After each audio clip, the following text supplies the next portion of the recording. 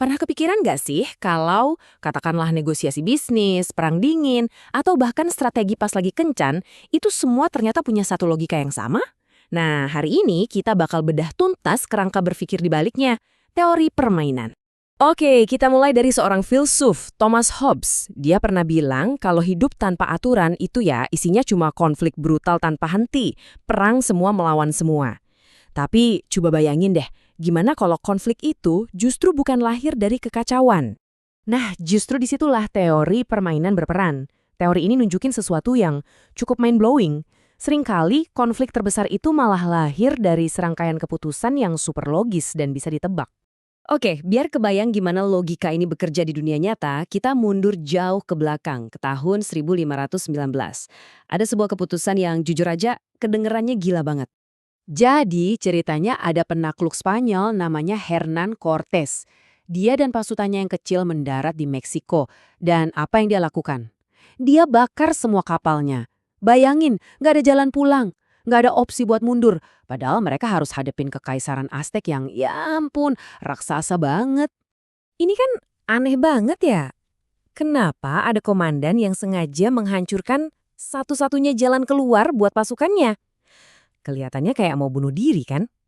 Tapi, tunggu dulu. Ini justru sebuah langkah strategis yang super jenius. Gini, dengan membakar kapal, Cortés itu secara fundamental mengubah aturan main. Buat pasukannya, pesannya jadi super jelas. Menang atau mati, nggak ada pilihan lain. Dan buat lawannya, Aztec ini jadi sinyal kalau musuh mereka ini nekat dan nggak akan pernah nyerah. Jadi hasil perangnya bukan lagi soal adu kuat aja, tapi soal ekspektasi, apa yang dipikirkan satu pihak tentang apa yang akan dilakukan pihak lain. Dan bingo, itulah inti dari teori permainan. Langkah terbaik kita itu selalu bergantung sama langkah terbaik lawan kita. Kita itu nggak bertindak di ruang hampa loh. Setiap aksi kita itu pasti ada reaksinya. Oke, jadi gimana caranya kita bisa membaca situasi-situasi kayak gini secara sistematis? Gampang, kita mulai dari 3 elemen dasarnya dulu. Coba deh lihat perbandingan ini. Kalau kita nendang batu, ya udah itu cuma soal fisika. Batunya diam aja, nggak mikir, nggak bereaksi. Tapi coba nendang orang. Wah, beda cerita. Orang itu bakal mikir, ngantisipasi, dan ngerespons. Nah, itulah yang namanya interaksi strategis. Jadi, setiap permainan strategis, mau itu catur, negosiasi bisnis, apapun, selalu bisa kita pecah jadi 3 elemen ini. Pertama, ada pemain, alias siapa aja yang terlibat. Kedua, ada strategi, yaitu pilihan-pilihan yang bisa mereka ambil.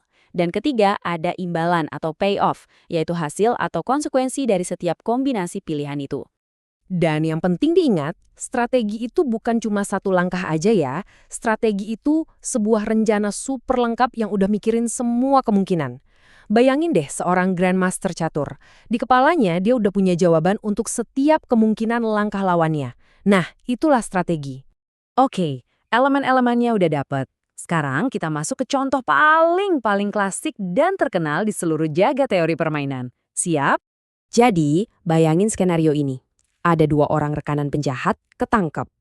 Polisi pinter, mereka diinterogasi di ruangan terpisah. Nggak bisa ngobrol, nggak bisa kode-kodean. Terus, polisi ngasih penawaran yang sama persis ke masing-masing. Ngaku aja dan salahin temenmu, atau kamu diam. Nah, tabel ini nunjukin semua kemungkinan hasilnya. Coba kita lihat. Kalau Anda dan teman Anda sama-sama diam, hukumannya ringan, cuma 2 tahun.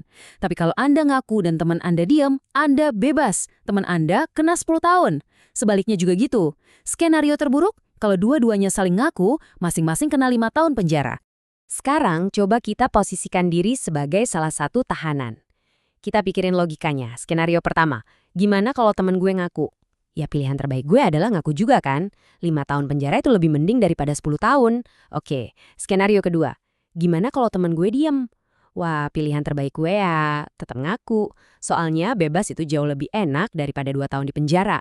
Jadi, apapun yang dilakukan teman kita, pilihan terbaik kita secara rasional adalah mengaku. Dan karena teman kita juga mikir pakai logika yang sama persis, dia juga bakal sampai di kesimpulan yang sama.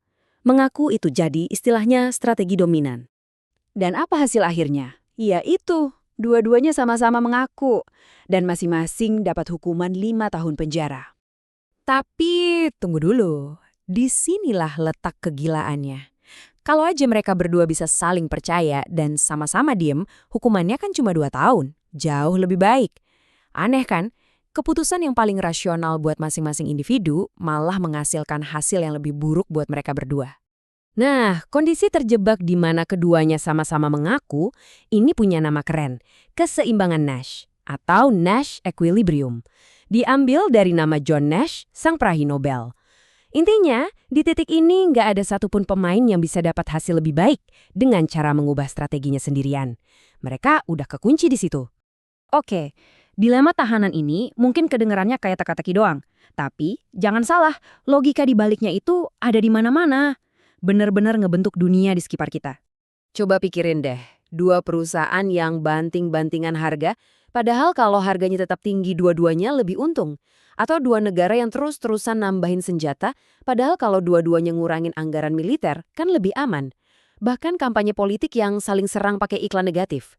Semuanya itu pada dasarnya adalah dilema tahanan dalam bentuk yang berbeda. Oke, kita udah ngomongin Cortez, nendang batu, sampai tahanan. Terus, intinya apa? Kenapa semua ini penting buat kita? Sederhananya gini, teori permainan itu ngasih kita semacam kacamata baru. Dengan kacamata ini kita bisa ngelihat logika tersembunyi di balik setiap pilihan yang dibuat orang, perusahaan, bahkan negara. Kita jadi bisa ngelihat jaring-jaring keputusan yang saling terkait yang selama ini mungkin nggak kelihatan. Dan akhirnya, ini pertanyaan terbesarnya. Kalau kita tahu kita semua terjebak dalam permainan dengan hasil yang bisa ditebak, pertanyaannya adalah, bisakah kita mengubah aturan mainnya? Teori ini nantang kita bukan cuma untuk jadi pemain yang pasif, tapi untuk jadi perancang permainan, seseorang yang bisa menciptakan aturan baru demi hasil yang lebih baik untuk semua orang.